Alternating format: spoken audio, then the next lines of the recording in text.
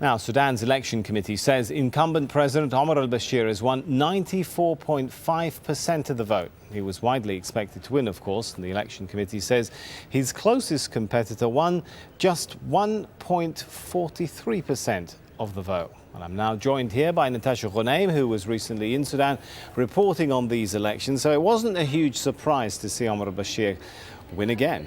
No, critics say it was a fait accompli. There were 15 candidates running against Bashir.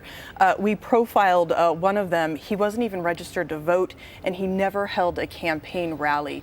The opposition was staging a boycott campaign. They called the elections a sham, and the candidates actors in a carefully choreographed play. Now, the government would tell you that it was doing its best to be transparent. We visited the National Election Commission. They dispatched 120 election monitors to all precincts or polling stations in the states. The African Union sent monitors. And so from the government's point of view, they were doing their best to boost voter turnout, which, by the way, the election started with a 3-day voting window.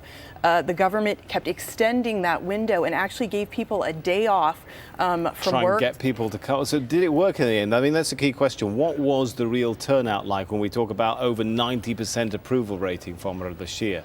So today, the official rates coming from the government, again, you have to keep that in mind, is that there was a 46% voter turnout.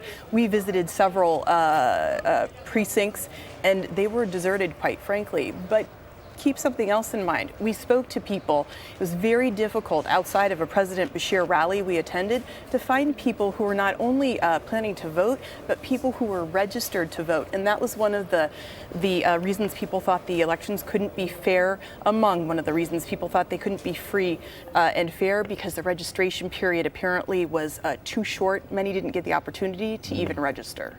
Now, the issues that the country has to deal with, they remain as well. Corruption, inflation, unemployment.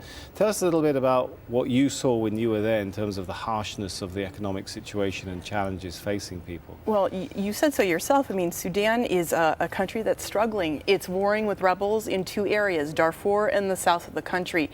Half the population lives at or below the poverty level. Right now, the economy is a mess because when South Sudan seceded in 2011, it took 75% of Sudan's oil revenue.